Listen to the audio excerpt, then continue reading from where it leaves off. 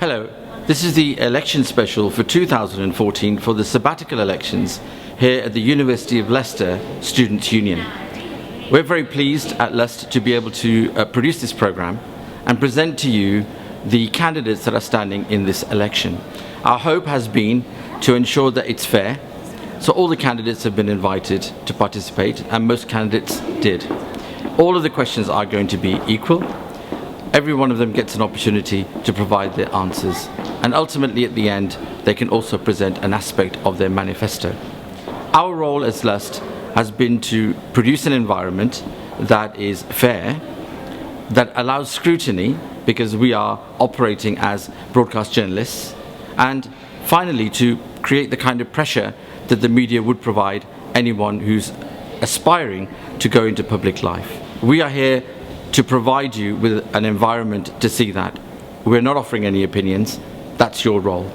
Now it's your choice for the elections, and we hope that you find it truly special.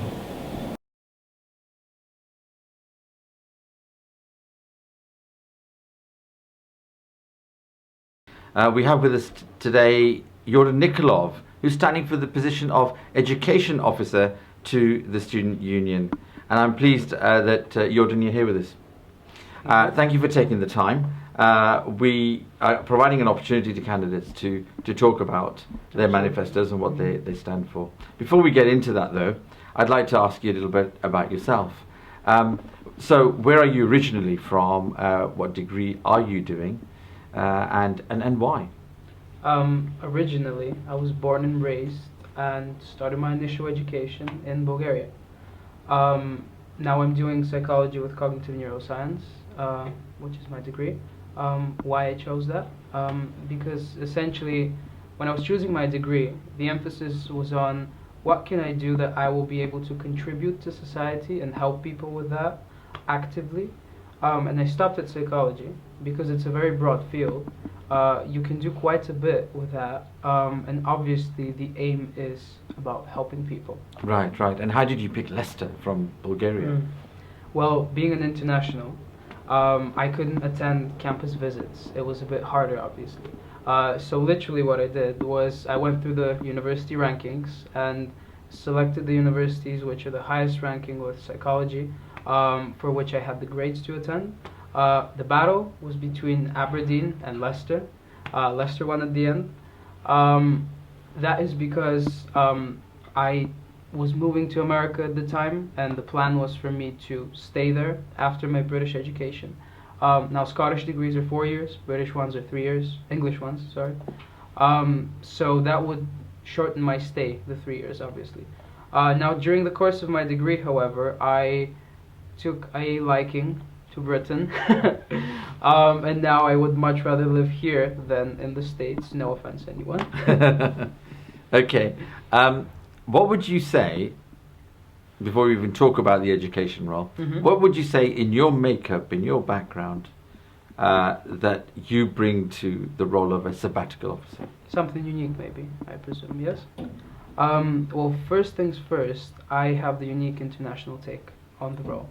I lived in 2 continents, 3 countries on 2 continents actually. I've been educated in 2 completely different educational systems. A large portion of my family has attended university in the States, so I'm very much aware of the system over there and how it works. My mom is currently at college over there. So I know the strengths and the weaknesses of these 3 systems, and I know what would be sort of best to apply from them and discard from them.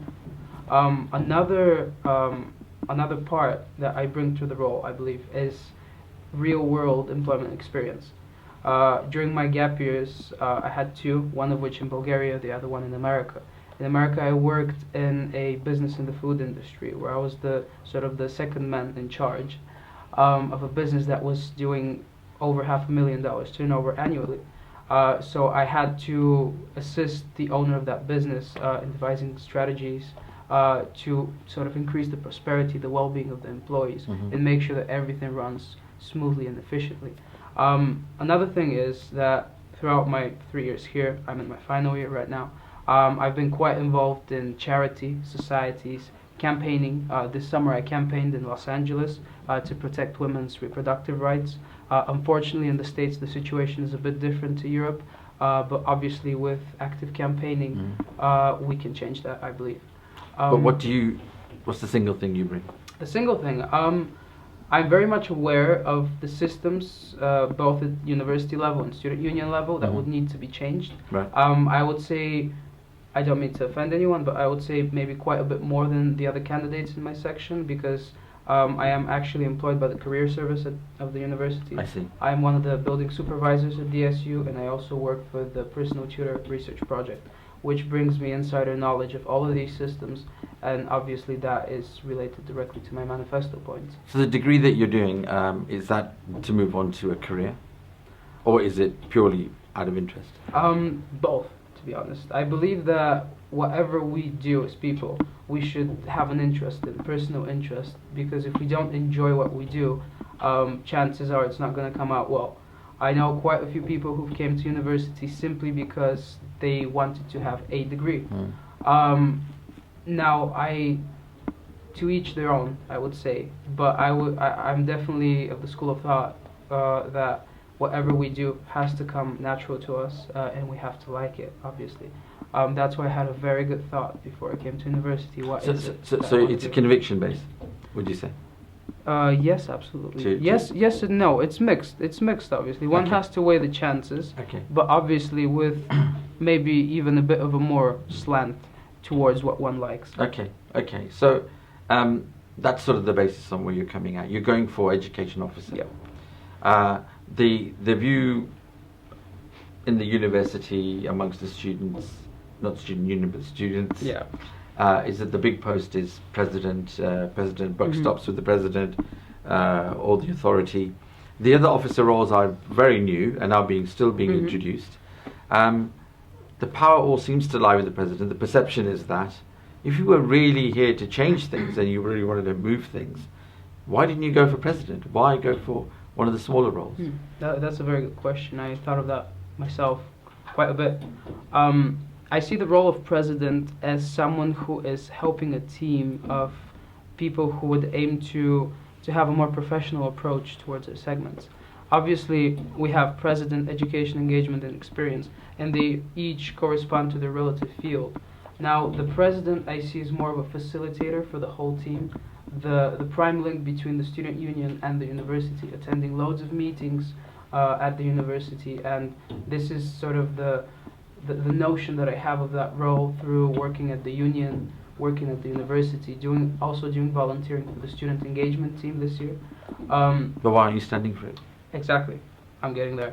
Why am I not standing for it? Why aren't you standing for it? Yeah, why am I not standing for it? Yeah, because I think that I would be more able to contribute actively to the role of education. I'm really interested in that. I think education is a lot more than simply learning, retaining information, taking exams. Education is a massive role for me personally. No, but the real driving force of the sabbatical officers is the president's role. So let me bring you back to that. I'm not asking about what the education officer does. I want to know, why haven't you stood for president? Have you not got the drive to do it? You don't want the bucks to stop with you? Why aren't you doing it? I think that education is more of a profiled role where you have more of concrete responsibilities. So the president doesn't have any responsibilities? Oh, I'm sure the president has relevant responsibilities, but to me more appealing is the educational role. And going back to what I previously said, I think that the educational role can actually be expanded quite a bit. So you're more of a team player, not really a leader? I would say that I'm both, to be honest. I have been a leader back at work in America. I was an assistant manager. I am a leader right now in the student engagement team of the career service. No, but your preference, it sounds like you're taking an action. Your action is to stand for education officer, not for president. So that action suggests that you prefer to be part of the team rather than the lead role. Let's say that I would rather be the mortar between the bricks, the person who would be in charge of making feel that the team is well glued together, works well together, and in that sense I would say that is as well a leadership role to an extent. Okay. Obviously president is a much different role. I think though that education, experience and engagement may be a bit more of active roles than president. Okay.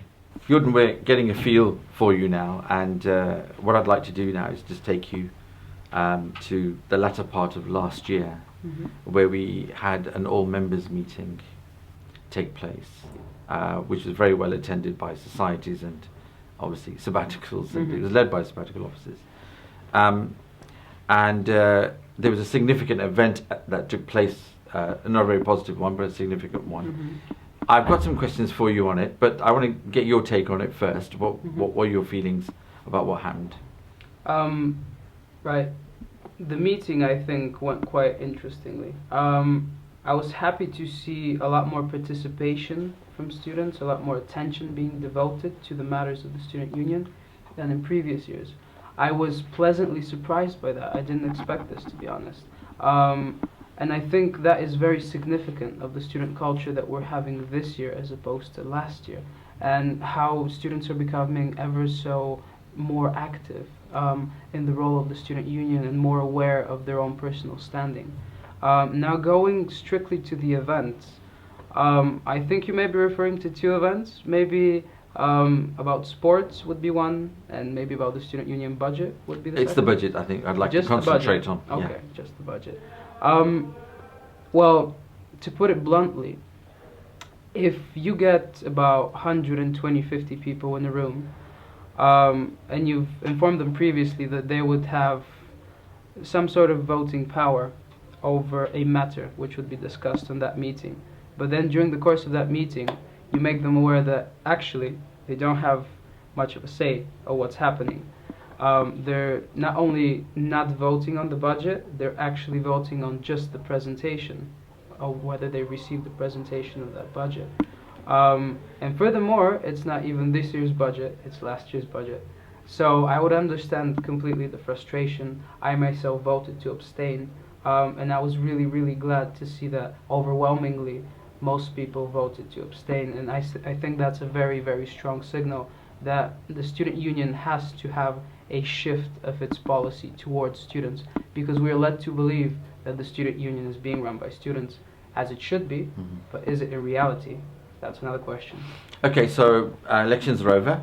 You're now elected education officer. Yep. You're a sabbatical, along with the other three. Hopefully. You're sitting in that executive meeting. You're about to plan the all-members meeting. What are you going to do that's going to make a difference?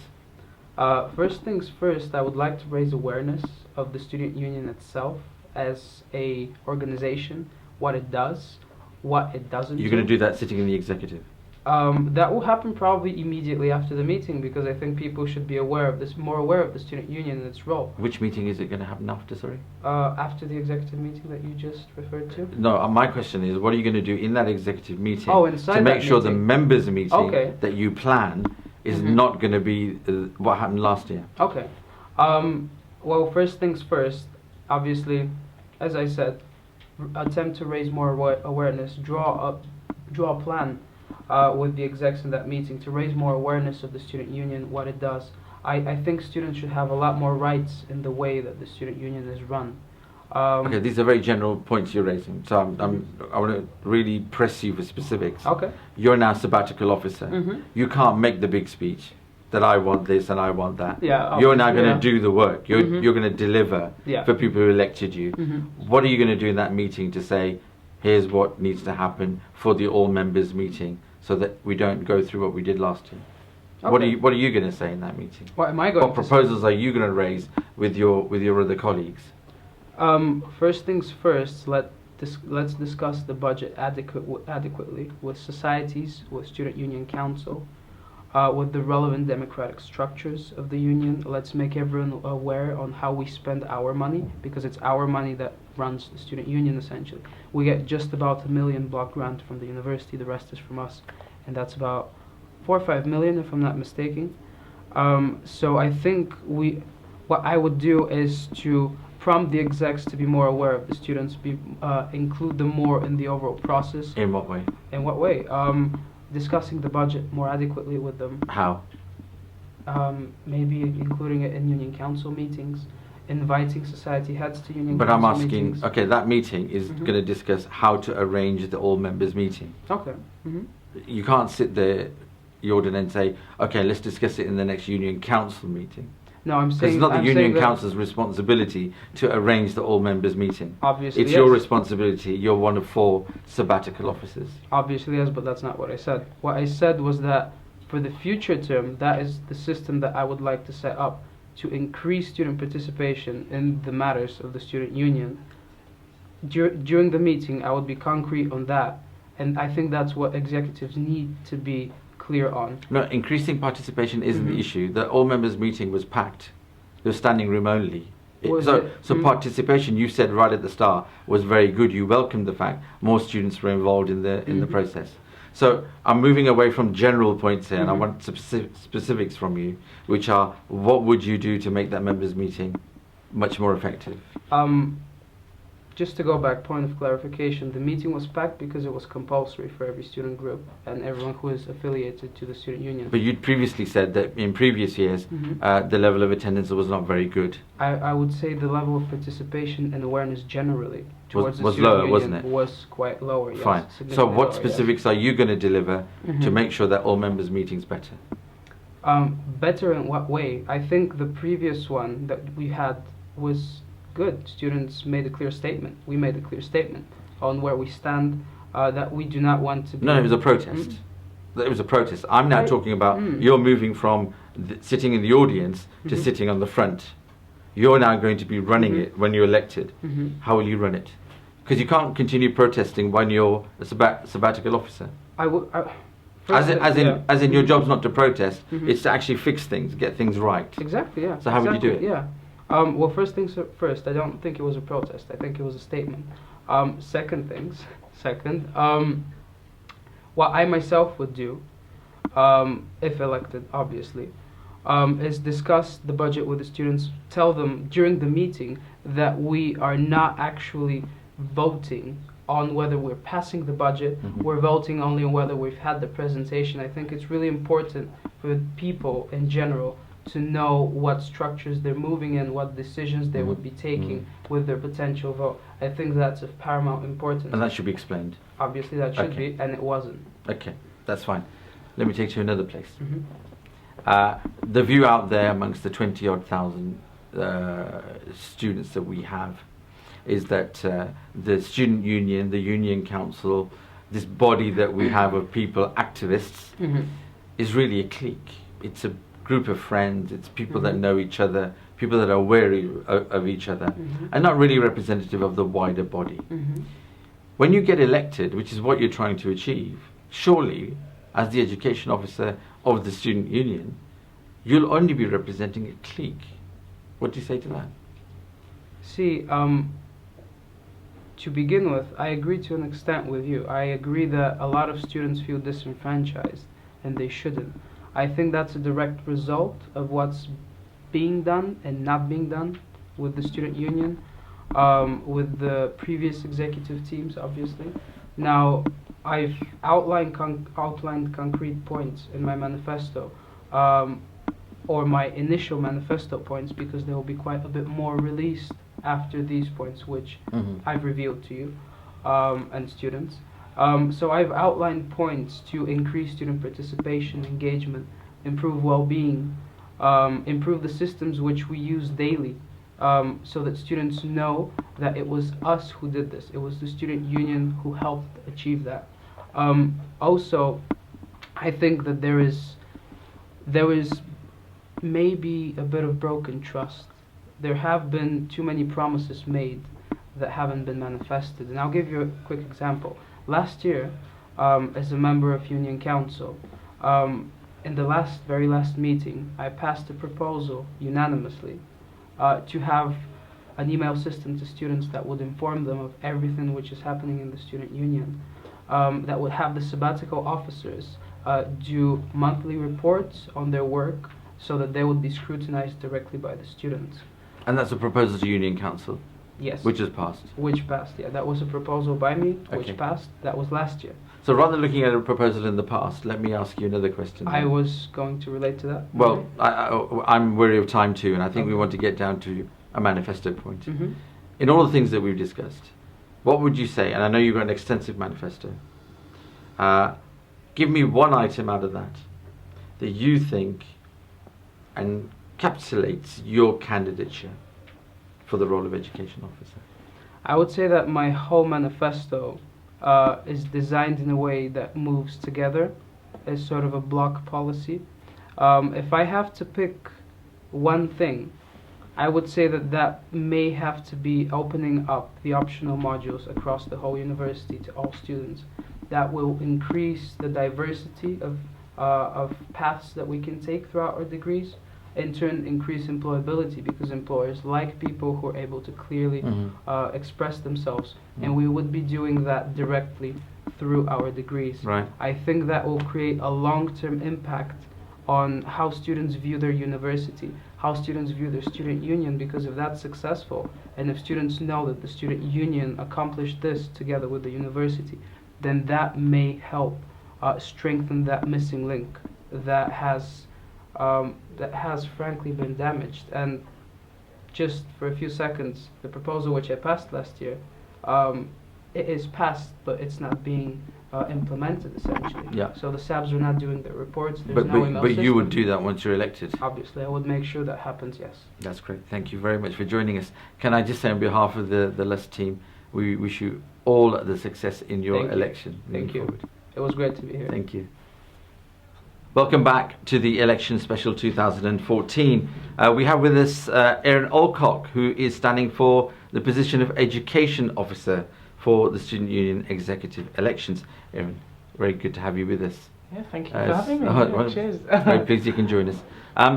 Before we get into manifestos and policies and Student Union, we really want to get to know you a bit first. So tell us what degree you're doing and why you're doing it, and why Leicester? Well, I'm a third year history and politics student. I don't know, I think everybody kind of splurts out a generic answer, don't they? Like, I came to Leicester because it's so amazing. I just kind of picked it because it was the best place, and I'm actually so glad that I did. Like, I've thoroughly enjoyed being here, and that's what I want to achieve by being an education officer. I hope that students coming to Leicester can enjoy it as much as me, hopefully even more.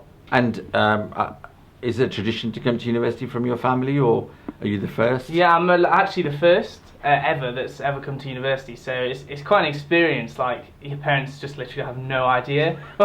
they don't understand the concept of like living on. I know my parents don't have much money, but when you come to university, you're really trying to skimp to like eat every week kind of thing. They just don't understand that kind of concept. Yeah. Like student living, especially like housing, can be absolutely terrible.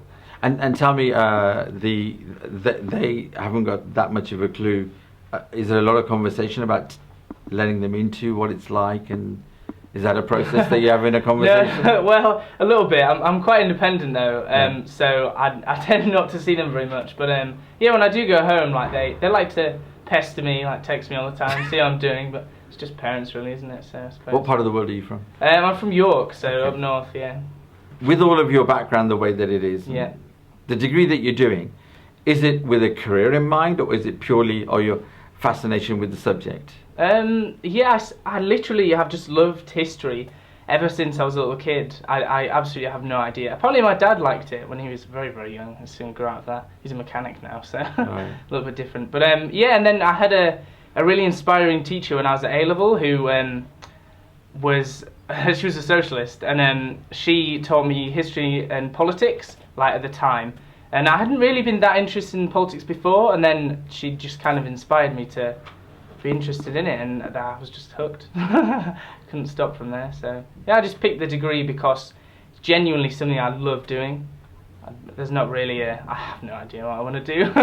Okay, but there's no parliamentary career out there, or ministerial? No, God no. I think I could be an MP. God no.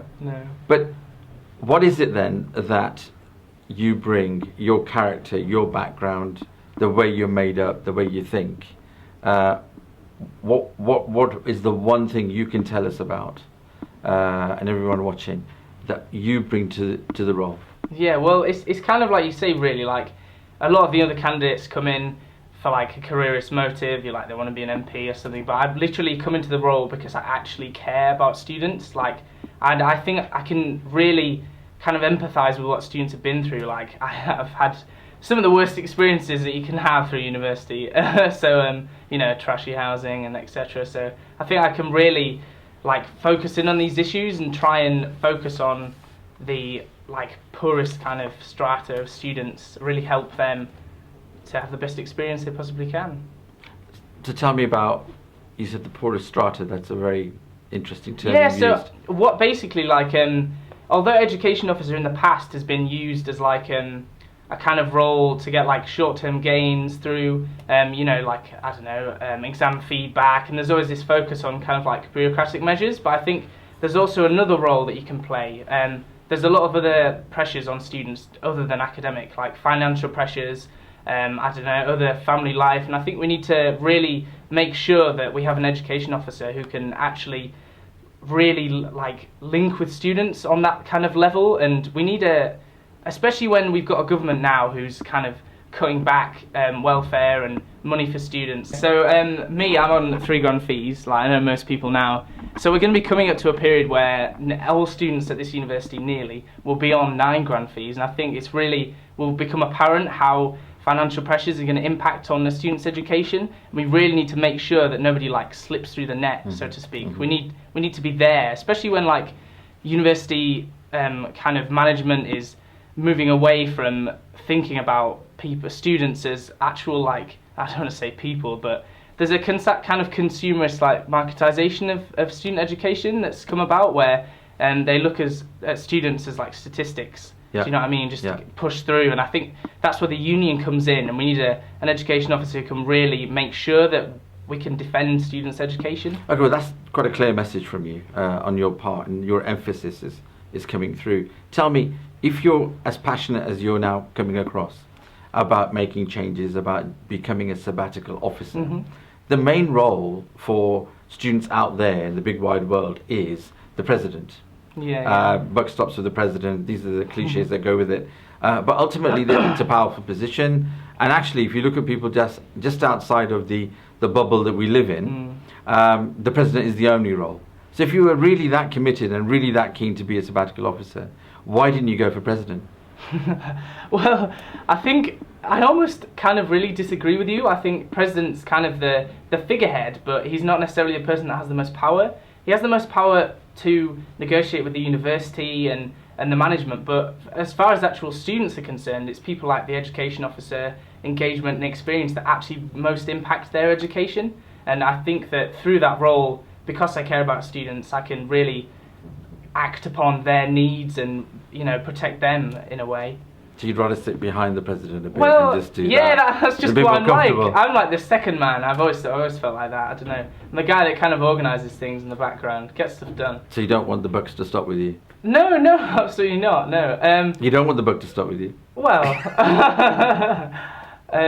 you're not up for it. You're not up for that. I think I don't know. I'm not like traditionally an ambitious individual. Like I want to help people, and kind of my kind of key belief is equality. I always think about how we can protect the most amount of people, and like defend people's kind of the education in modern day, you know, Britain, I suppose. So Erin, so you've given us a bit of a taste of your background, where you're coming from, and some of your beliefs.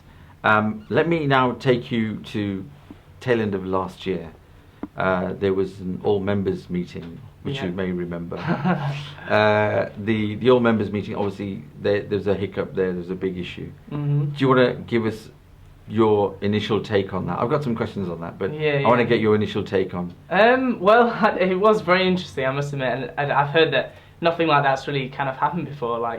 But it really shows that how like the contemporary view of students as being apathetic is just complete rubbish. Like the students there actively voted to abstain from the budget. Like it's not something that you do lightly. People were like really annoyed with what was going on. I think it really shows that we kind of have the main issue was the lack of financial transparency that they had at the university. I think that's something that we need to address as a sabbatical team as a whole. Like it's not a single issue that, say, the president would deal with. I think everybody's got to kind of realise that students actually want to know this kind of stuff, and that way we need to involve students more, and that, you know, they kind of want it.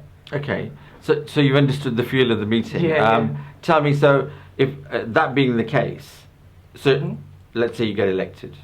Yeah. You're now sabbatical officer. You're now on the executive. You're now planning that members' meeting for the coming year. What would you do? What would you do to make sure that doesn't happen again?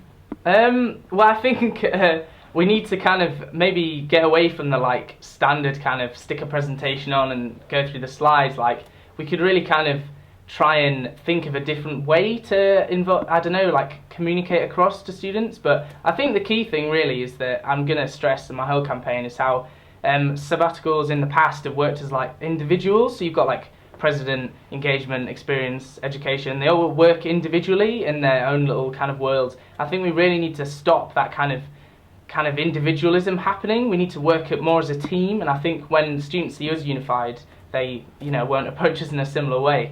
I think the meeting was just basically the students kind of grilled the president as him as the figurehead, as you said earlier, and I think we've got to really kind of pull behind the person that is in that role, I think.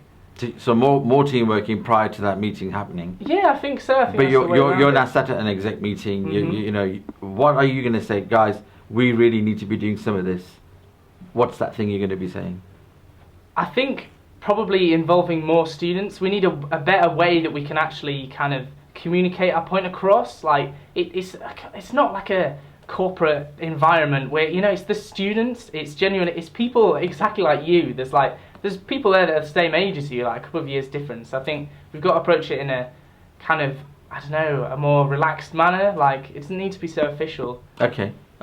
So what are the biggest issues that the student union and the union council has is that the wider membership, wider students membership, really view the student union as a bit of a clique.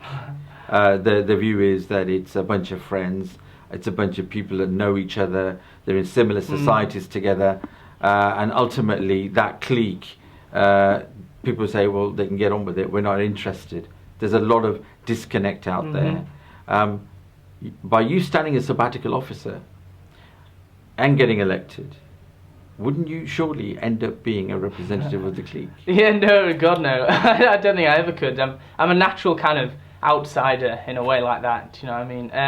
I think, no, we can genuinely, there's an opportunity to change things. Like I've stressed in my manifesto and other kind of leaflets that I've handed out, that there's an opportunity now to kind of have, say, a weekly drop-in session where like it can't be that hard to find an hour in a SAB's time where, say, kind of put up a sign in the square and you just sit down on a chair and students can just come up and talk to you while they have a coffee. Like it's not really very hard, and it kind of reinforces that link that some SABs lose when they become an officer. As well, I've looked at some of the websites from student unions, and I think Warwick, for example, has like a active blog that they have on their union council homepage. I think that's something we could definitely incorporate. So like you'd have one for each officer, say education, experience, whatever, and then underneath you'd have it linked to their Twitter feed, Facebook, and then they could say, right, like if something happened in union council like the meeting, we could have like a little comment, a kind of blog that they write, and then put it out and ask for students' views back. I think it like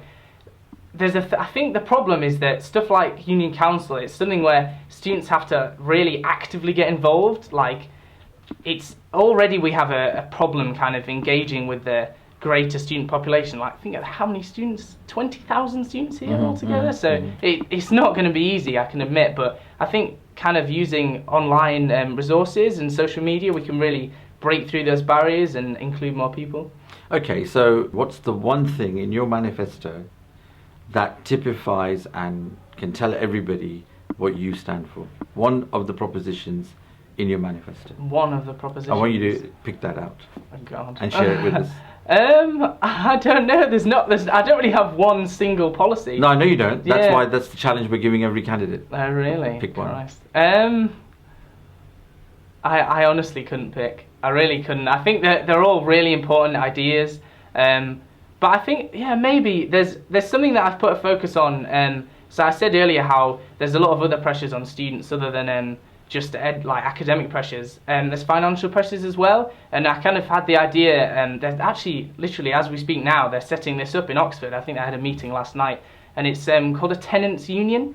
I know there's a lot of kind of words that have been bandied around about this, but it basically, it doesn't sound as formal as it is. It's kind of like a group of people, like an organisation of students that can meet up, and it operates to inform students of their rights as a tenant in housing situations, and it kind of defends them against dodgy landlords, which I think some people have had problems with while you're a student. I think that's something that we can really hope to set up while I'm an officer here. Okay, that's great. I mean, that's been really interesting, you giving us that kind of background, not just on your manifesto but about yourself. Thank you very much for the time that you've taken to be with us. On behalf of Lust, we'd like to wish you all the best for your election. Thanks. Welcome back to the 2014 election special. I'm joined here today with Charlotte Agran, who is standing for the position of Education Officer.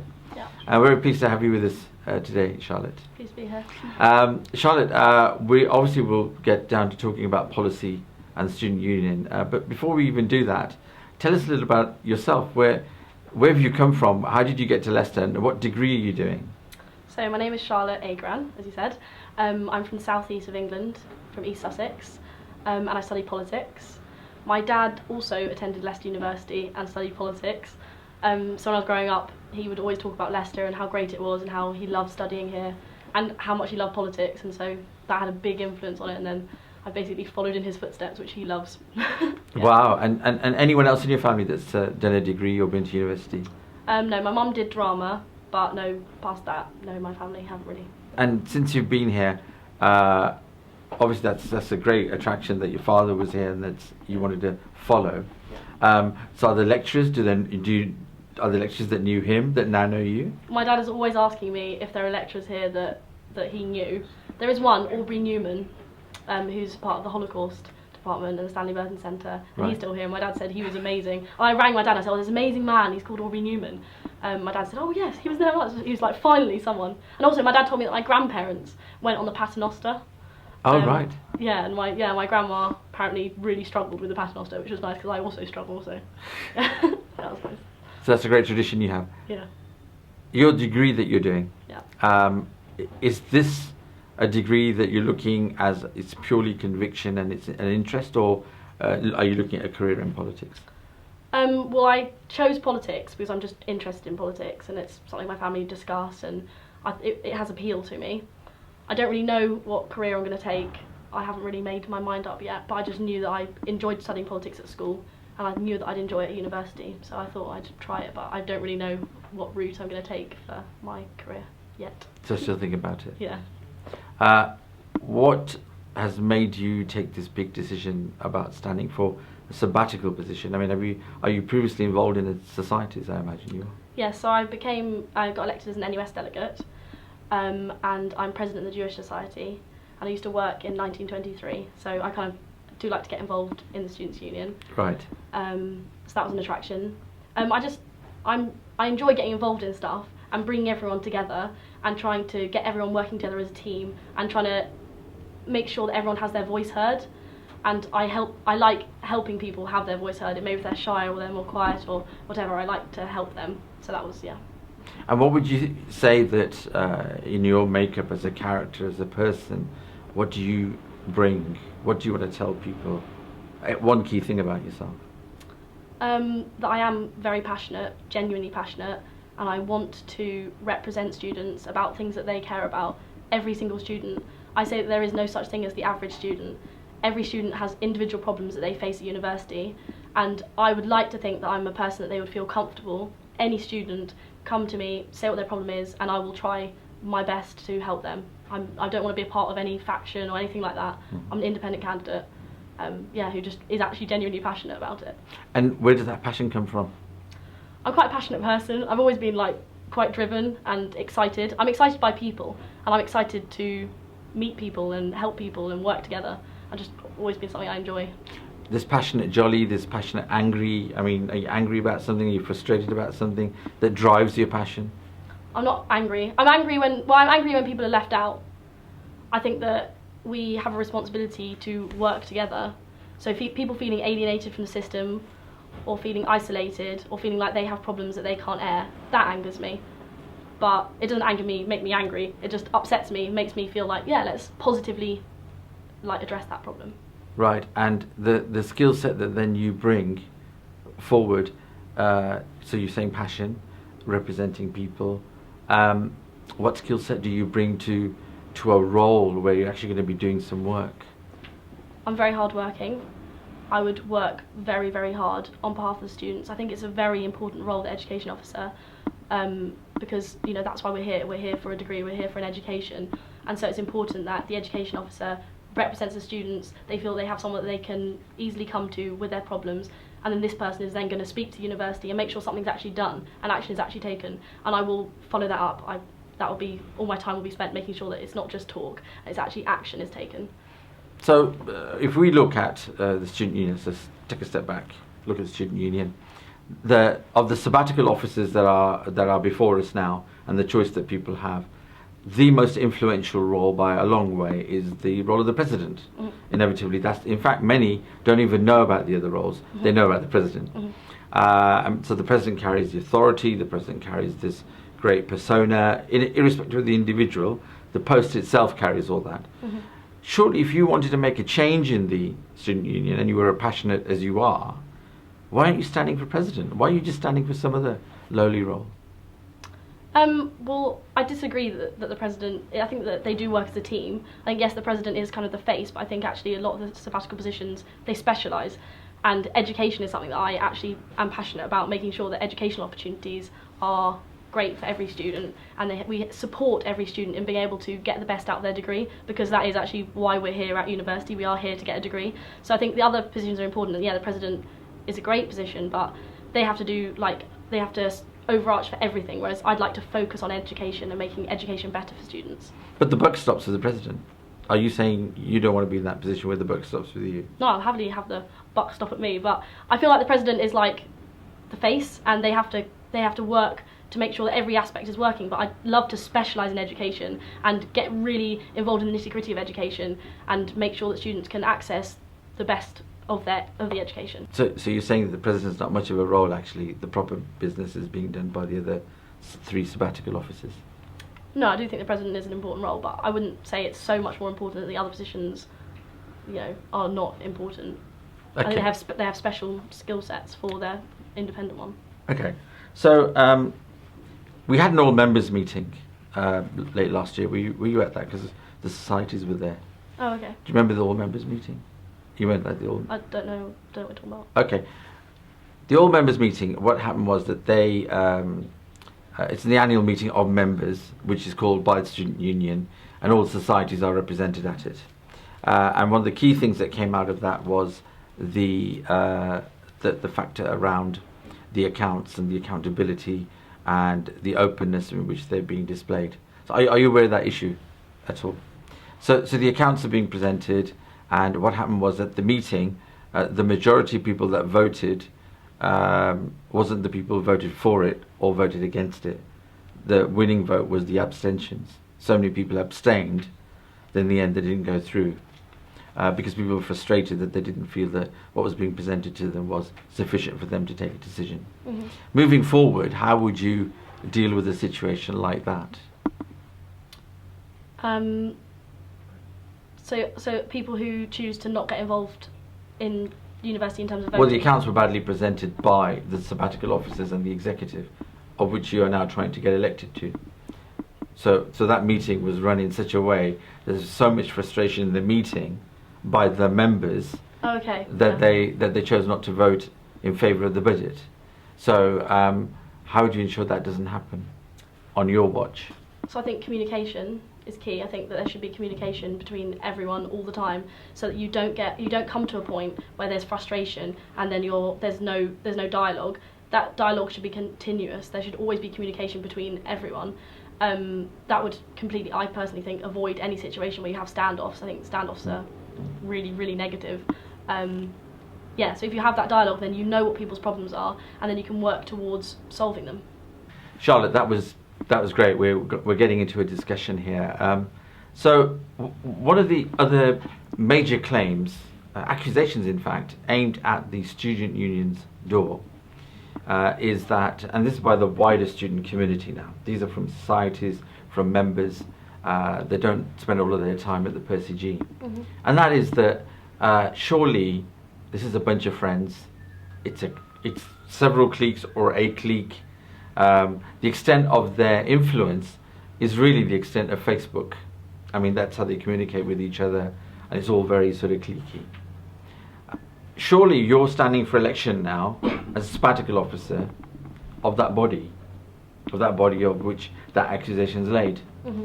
And there is a disconnect between that body and the rest of the student body. Surely you're now ending up being elected, and obviously your hope is to be elected. Once you're elected, though, you'll be an elected member of a clique. What do you think of that? I think that I wouldn't be a part of that at all. I mean, I'm not a part of a faction at the moment. I'm a completely independent candidate. I like to think that the fact that I'm so genuine comes across in who I am and how I speak. I don't have any ulterior motive. I literally want to represent the students to the university, and any problems they have with their education, I want them to feel that I will represent that for them. I can only say this is what I stand for and hope people believe that I won't be a part of a clique, because I never have been a part of a clique. Okay, so tell me then, and you've said this a couple of times already, you're the independent candidate. So that's a clear message I'm hearing from you. Why is it so important for you to say that? Why are you seeking to be the independent candidate? I don't want students to feel alienated from the system. I want them to feel like they can communicate to me. I hate the idea that any student would feel like they don't get to benefit from the best education that they possibly could, and that they blacked out in not getting involved in university or didn't gain every opportunity to get involved. And so, yeah, I want people to know that I'm an independent candidate because I'm not a part of some clique. I don't want people to feel like, oh, who is she? Like, she won't understand me. Yes, I will. I will definitely be able to relate to whatever the problem is, because I want to. I have a passion to want to relate to these people and help them gain the best education they can. So, yeah, I want the fact that I'm independent to be really, really emphasised, because I want people to feel like they can relate to me, and so that anyone can come to me no matter what their problem with the education system, and I will help lobby on their behalf. And okay, give me one key thing that you would do to break down this image that is evidently there about student union and the union council. I think communication and accessibility of the education officer and the sabbatical officer, I think all should do that. So I would have like online forums where people can communicate, an open door policy so that any student can come to me and talk to me at any point. I think I would spend my whole time when I'm not doing things like official things, being with students and talking to students and making all the students feel like I'm a friendly face that they can come to and communicate with, not just someone who's behind a door who does things but they don't really know what. Actually talk to students all the time. So that's a key element of how you would engage then. Out of your manifesto, and I'm sure you've got an extensive manifesto, as indeed all the candidates seem to have, tell us one thing then, because we've heard about your character, we've heard about your conviction, we've heard about how you break through the clique. Now tell me one thing from your manifesto that you think stands for you. It's really, really hard to choose just one because I'm so passionate about all of them. But education without financial barriers, I would have to say, would be one of the ones I'm particularly passionate about. I think the University of Leicester is the only university in the top 20 universities that meets government criteria in taking students from state schools and from deprived backgrounds. I think that's something that Leicester University should be so proud of. I think that that's something we all should continue. And I think with all the rise in tuition fees, there's a real danger that certain students or certain people are going to be isolated and feel alienated from education and feel like they can't come. So I think it's the National Scholarship Fund recently that the government cut. The University of Leicester said, actually, we're going to commit to this and we're going to find the funding to continue this. Things like that, I think the Leicester University should carry on, and I personally want to. I think some students don't know what resources there are for them to get further funding when they're at university, or they're struggling to manage their finances. I have so many friends who are really struggling. They've got part-time work and they're trying to juggle uni, and they feel like there's no one they can go to, and they're trying to talk to me and I'm trying to help, and there's no one there. I think the university should make it their responsibility to make sure that students aren't alienated from education because of their background, so education without financial barriers. Right, that's great. Thank you very much, Charlotte. Thank you for your time, for coming down and being part of this process and making yourself available to it. We, on behalf of Leicester, wish to wish you the best for your election. Thank you. Thank you. Welcome to Leicester's production of Election 2014. This special programme is brought to you, and we're going to be discussing a whole series of issues with our next candidate, who is Matt Jones, who's standing for the position of Education Officer. Matt, good to have you here. It's a pleasure to be here. Tell me, before we get into the policies and the election, tell us a little about yourself. How did you choose your current degree? What is it? And why Leicester? Well, I'm doing law. I'm a third year student, final year. I've always wanted to do law. When I came to Leicester on the open day, I really liked it. I know it's a cliche, but I kind of fell in love with the place a little bit. I was thrilled when I got an offer. I was even more thrilled when I actually got in. And so that's pretty much, what I'm doing here. I always wanted to do law because I've just really loved that stuff. I've enjoyed the degree greatly. It's been really useful, and yeah, that's pretty much it. And where are you originally from? I'm from Cornwall, Cornwall, which I think is underwater at the moment. Right, okay. So tell me, you have siblings, or do you have cousins, or wider family who've come to university? I'm an only child. Right. My mother went to university in Moscow, but other than that, that's it. Oh, right, okay. So this is quite a new thing for your generation. Yeah. So what is it, Matt, that you personally bring to the role that you're looking to go for? What, in your character, I mean? Well, I think I've got experience as a negotiator within the student union. I'm the head of Lust at the moment. At the start of the year, I had to negotiate pretty much a new funding deal and a new... Sorry, Matt, can I just take you back? Yeah. I'm looking at what is it in your character, in your makeup, I see, that you sorry. bring as a skill, not your current positions that are there. Sorry, I see that. Well, I mean, I am a good negotiator. That does count, I think. I have an ability to look at both sides of the picture. I think I've got an ability to analyse facts and opinion, which I think that's very strong in law, and I think that's kind of one of the reasons that I was drawn to that degree. And I also think I've got quite a lot of common sense, which I think is quite important for the education officer role. And the degree that that you're doing now, law, is your intention to go and work in that area, or is it a sound basis to do other things? I don't want to become a practicing lawyer. I pretty much just wanted to study the law. When I first came to university, I was interested in it, and I might consider doing it in future, but pretty much I've studied it because I wanted to learn about it rather than because I want to practice it. And what do you think law gives you? I think it gives me a very strong set of analytical skill, the ability to view two sides of an argument very quickly, and also the ability to just kind of to distill an argument down into quite a narrow way, because we often have to do that and summarise massive swathes of paperwork into a few lines, and I think I'm very good at that. Right. So if in your position that you're now going for, you have taken, I mean, as you said, you're currently head of Lust. Yeah. It's a big jump, isn't it, going from head of a society and then wanting to become a sabbatical officer? Definitely. What caused you to take that big jump?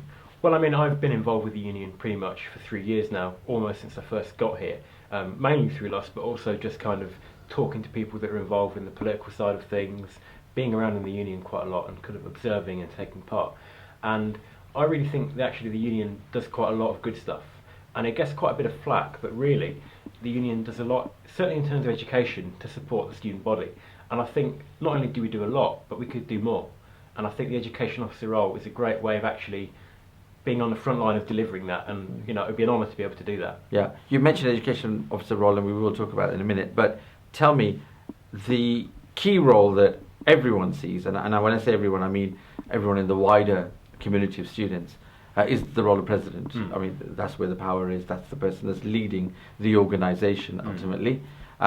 So if you have taken the jump from being a head of society to a sabbatical officer, then why are you messing about with any other role other than president? Why aren't you going for that if you actually have the kind of skills that you say you do? Well, I think that every role is important, and it's important to remember that although the president role is a figurehead, in terms of the actual structure of the union, it is a flat structure, and there's no kind of huge great power invested in the president, although people do seem to think Dan Flatt does what he wants, but he doesn't really. I like the education officer role because I think it's a great way of actually focusing on the matters that are really important to students. At the end of the day, we're all here to get an education. Education matters to everyone, and the education officer role, I think in that way, is very, very important, because the education policy of the SU really can decide how much students are getting supported and the future of their education. But surely are you not hiding behind the fact that you're now in one of the 3 roles that has specific work to do, but the flack actually is with the president? And what I'm trying to get from you now is that I'm trying to understand the psyche that says I'd rather be part of a team rather than lead stuff. Right, no, I take that point. So you made a jump, but you haven't made a complete jump, and I'm trying to understand why is that. Well, I think the roles are quite specific, and although the president does lead the organisation, each officer has got a mandate. I mean, this year we've seen some great stuff done in terms of lecture recording, in terms of hidden course costs as well, and that does lie fairly squarely at the feet of the education officer, or in the past the academic affairs officer. And I think that each officer's got a specific mandate and they've got a job to do.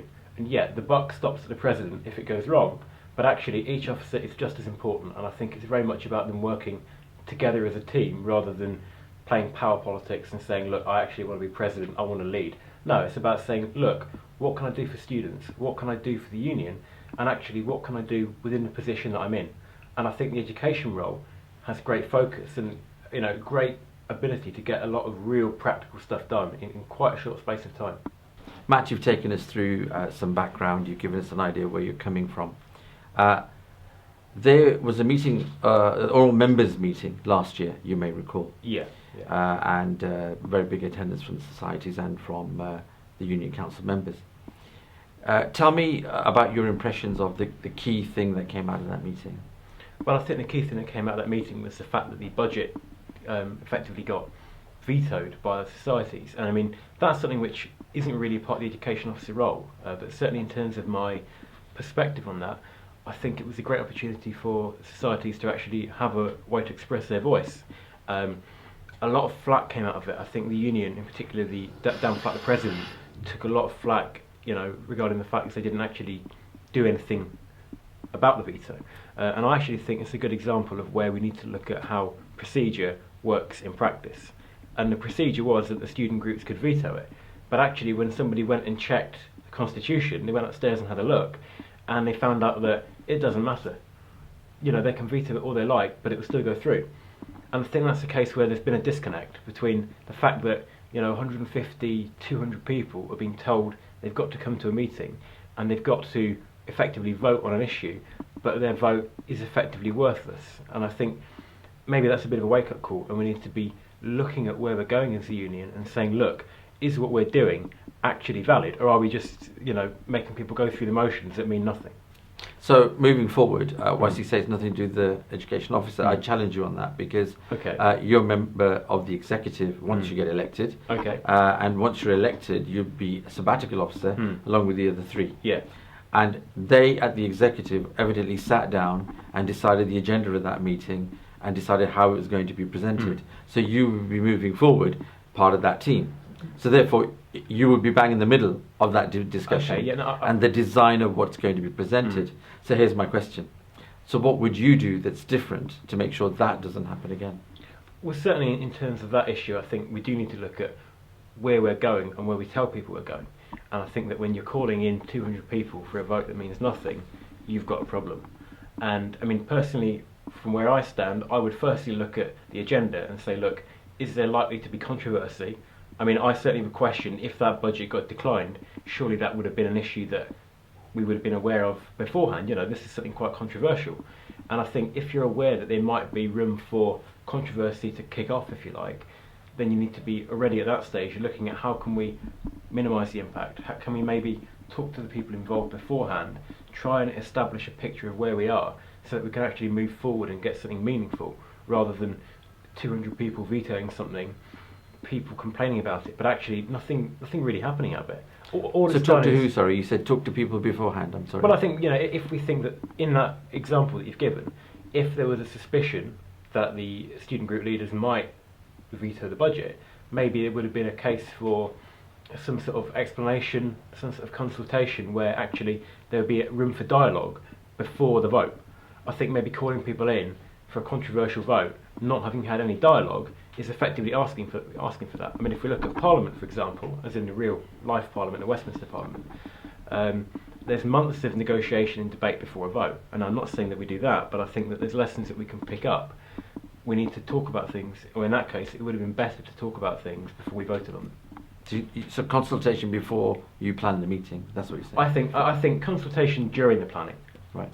With the societies that would have likely have spoken out against it. Exactly, or with every society, I think. Right. Okay. So one of the biggest claims and criticisms laid at the door of the student union is that it's basically a clique. It's a bunch of friends.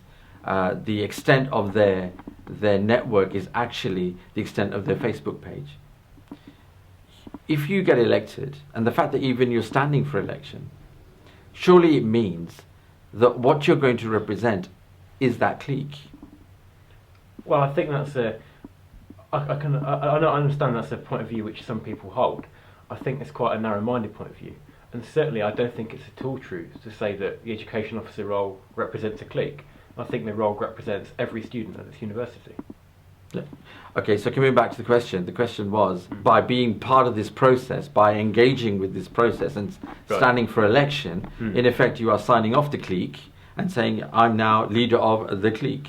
Because the clique, the criticism at its door is that the vast majority of students look in on the student union, are not part of it necessarily, because it's just a group of people who know each other really, really well, and they're progressing with running it. I mean, I can understand why someone might have that opinion of the union. As I said before, I think it's unfair, and the education officer role I think is great because actually, it's not true. You know, the education officer isn't just sat in a room with 10 of his friends, you know, just representing them. He's not at all. The education officer is there to make policy and to represent every student who's here to get a good degree. So are you saying that there isn't a clique? I'm saying that I think that is a slightly shallow reading of the situation. Right. And debates at union council, debates at various society level have taken place over the last 12 months at least, that we're aware of, where this criticism has been based at the student union. So are you going to stand up and say, no, the student union is perfect, there's nothing wrong with it? No. I think that it is an ongoing problem that the union doesn't engage enough students, and I think that, you know, we have got an issue where we have to deal with the fact that the number of people that are engaged with the union consistently is a tiny or a small proportion of the number of students that we've got, and there are particular issues in that with postgraduate and distance learners who really engage very rarely indeed. I think that clique is a little bit of a broad brush stroke. I think it's a little bit too damning, but there are definitely issues, and I would be naive if I said there weren't.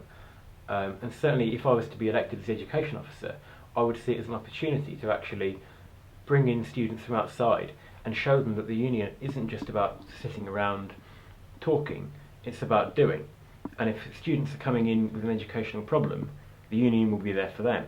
And actually I think in that respect, the role as a vehicle to break down the fact that the union doesn't engage very well, and actually it's a great way of getting more people involved and showing them that we're here for them. Okay, so let's test that then. Okay. Why don't you look at your manifesto now and give me one item that you would feel explains best your candidature and what you are presenting to people? Okay, well, I think it's very difficult to boil down at one particular policy and to sort of generalise it, because I've got a set of policies. But I mean, certainly in terms of that point, I think the text alerts that I've argued for in my policy are quite a good example, because there you've got something which would have been fought and won for by the student union, and every time a student gets a lecture cancelled at the last minute and has to go to a different seminar room or whatever, rather than turning up there and waiting for 15 minutes and finding there's no one there, they would have got a text telling them, you know, you need to go to room L25 instead. And that text would have been there because of the student union. And that's a great example. And could you just explain how that would work then? How does that work? The text alerts you're proposing? You mean technically speaking, or? Yeah, I mean, how would that, who would issue that text? I would imagine that would be done by the university. Right.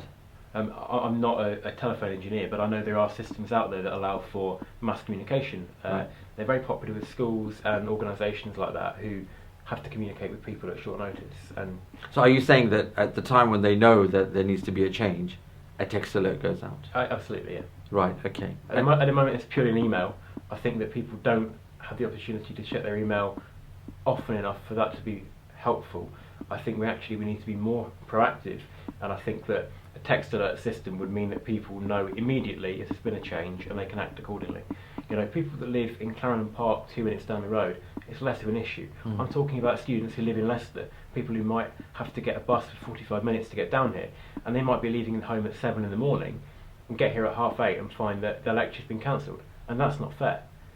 And we need to make sure that people are being kept up to date, up to the minute. Great. Okay, thank you very much for your time. Can I say, Matt, on behalf of us, the best of luck for the election ahead. Thank you very much.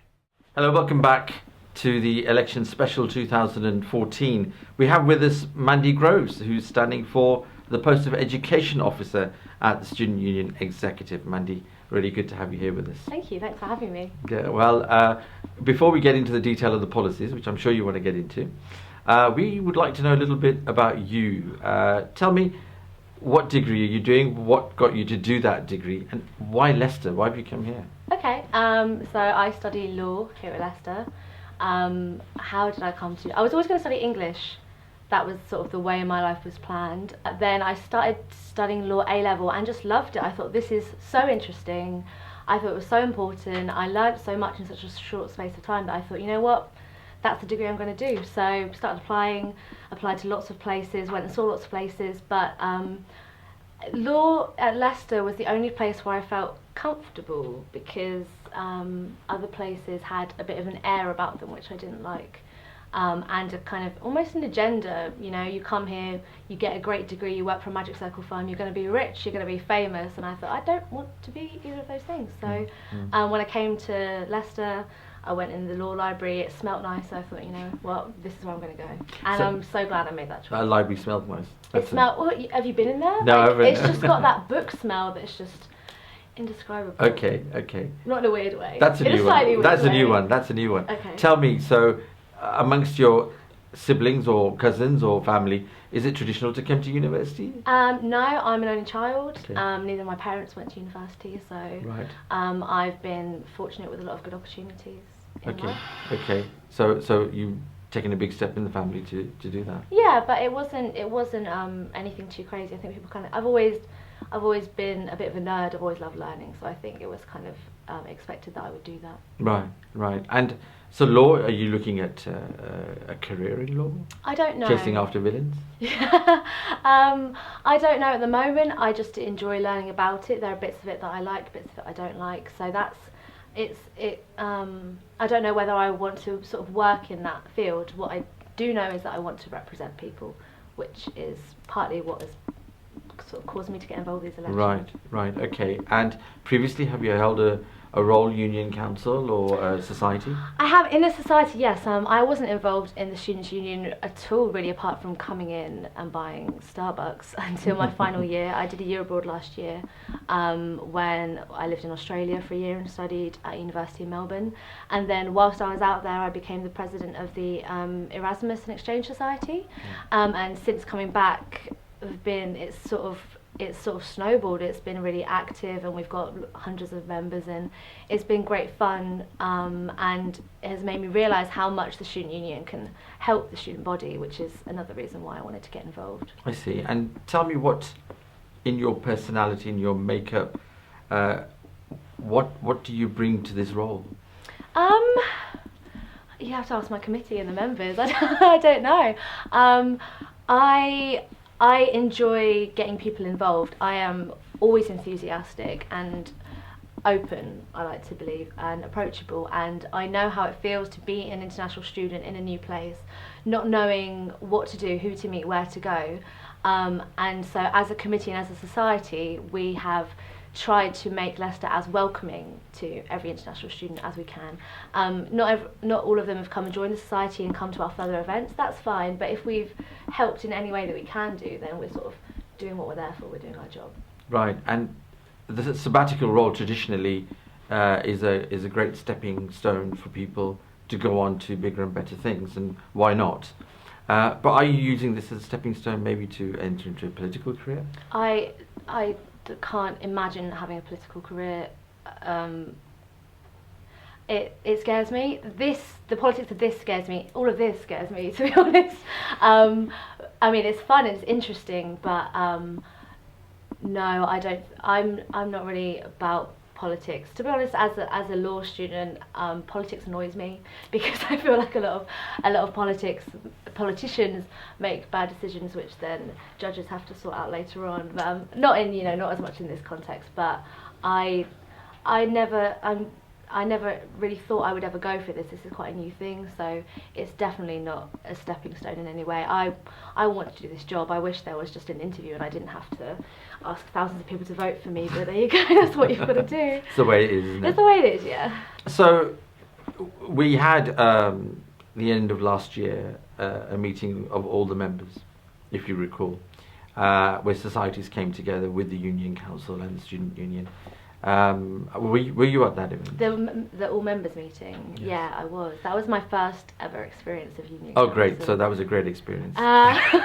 It was an interesting experience. There was lots of shouting, lots of abstaining. It was kind of maybe the worst sides of student democracy I could see, because I've been to stuff since and thought, okay, this is why people do it. This is why people get involved. This is why it's important. So. That was an interesting one, definitely. Okay, so coming from the fact that was your first significant experience, what was the big issue for you then that came out? What are the implications of what happened? I think lots of people were very disillusioned with why they were there, why they were being told this is the power that the SU has, this is the budget, and then the fact that no one could really change anything. It was just almost being presented to them, and that was I think that's what I sort of felt all the aggravation was about. I think the ones that I've been to since, which have been more, I don't want to say worthwhile, less difficult maybe, have been the zones, the smaller ones where people have sort of really, it's students bringing their opinions up and other students discussing them rather than the university kind of putting stuff through and saying this is how it is. I think that's what real student politics should be about, just about everyone having the discussion. So you talked about the abstentions that took place at that meeting, or the abstentions won the vote that night. Yeah. So what would you do if you're now, say, elected as sabbatical officer, you're now part of the executive? How would you have arranged that meeting? How would you have done something different to make sure that didn't happen? I think people should have known why they were going there. So in a sense, obviously not everyone can have a whole say over exactly how every single penny is spent in the Students' Union. Even though it's a charity, it is still a business and there are ingoings and outgoings, and they have to be considered by someone who's not got a degree to do so, is more experienced in this field. Maybe it should have been made more aware that this was something that we were being told about, but we'd also get a say about that later on, not straight away, to avoid that kind of anarchy. Not that it was anarchy, but like low-level anarchy. I see what you mean. On a Tuesday night, Mandy, so you've given us an insight into yourself and what you bring. So let's start to explore some of the issues that we have as far as the student union is concerned, union council is concerned, and the wider student body. We have a situation where the major post holder within the four that are standing for sabbatical offices is the presidential role. Everyone looks to the president, that's where the authority seems to be. Buck stops with the president. Tell me, in all the things you've told me, you want to represent, you want to be there. You've taken a big jump from where you were to standing for sabbatical officer. Why did you choose education? Why, if you really want to do some work, didn't you choose president? There is no way that I have enough experience of how everything works to run it from the top. Even though I'm new to all the politics here, I know I'm a fast learner and I can get involved and do that job well. But I mean, aside from the fact that education was where I wanted to go, where I thought I could make the most change as well, and obviously that's the reason why we're all here at Leicester University as well. I don't think I would have moved to Leicester otherwise, lovely as it is. Maybe not. That was going to be the one. I mean, the presidential role it's obviously there's a bit of sexiness to it, but no, I can't imagine doing that. that level of accountability. Obviously, there's a level, but the the buck stopping with you. I think I've got a lot to learn in the world. So you'd prefer at this stage just to sit behind the role and do your thing? Sitting next to, supporting and advising and pitching ideas. But I think in a strategic sense, I've got a bit of a way to go. Okay. One of the other challenges that the Student Union has, and it's a significant challenge, is that when you speak to the wider student community, and I mean right across the campus, there's this general nature that the Student Union is it's a little clique, it's a group of friends, it's a group of people that know each other, share societies with each other, and is aloof from the rest of the student body, the vast number of students. Surely, if you're standing for election to a sabbatical post, in the end, you're going to end up just representing a clique. Well, that's another reason why I'm doing it. I used to definitely be that apathetic person who thought it doesn't affect me. I mean, I voted because I wanted people to stop shouting at me, and I wanted to wear one of those little stickers so that people would. But now that I know the actual power that the sabbatical officers have to make, it's quite a unique position in an organisation to go from being a consumer almost to directing, running the show. But you only get there if you have good ideas and people want you to get there. So I think, I think I would understand why people say that the SU is a lot of loud people, but I want to hear everyone else's voices too, and that's what's involved in my policies, to get people more involved and hear other people speak, let them speak, and encourage them to. Okay, so people are actually screaming from the rooftops. They're saying this place is unrepresentative, it's a group of people, it's a clique, as I said. I think they're... How do you challenge that? Or how do you reach out? Or maybe you don't, maybe you like it. I don't like, I do like the Students' Union. I don't like the fact that it doesn't involve as many people as it should do, because everyone's a part of it. Automatically, you come to university and you're part of the Students' Union, which is great. So I think people should get a bit more active in it, but not that they have to if they don't want to. I think they should know that it's there, for if they come across an issue that will affect them and affect other people, they should bring it up, they should talk about it, there should be someone to tell. Okay, and now you're sitting in the executive. You're a sabbatical officer. Maybe. What do you say? What do I say to everyone? What do you say to say, we are not representative and we need to do something about it? Well, in an educational sense, I think course reps are the way forward. I think the system currently has lots of potential, but is fundamentally underused. I think they have a lot of opportunity to change things in across all departments or in their own departments. Course reps or sabbatical officers? Well, both, but course reps on a sort of base level for the student. Being there in lectures, I think they should be trained more, maybe, to make themselves more aware. There should be photos of them on Blackboard. They should have accounts that people can just, if they want to, message them, tweet them, whatever it is, the kids do these days.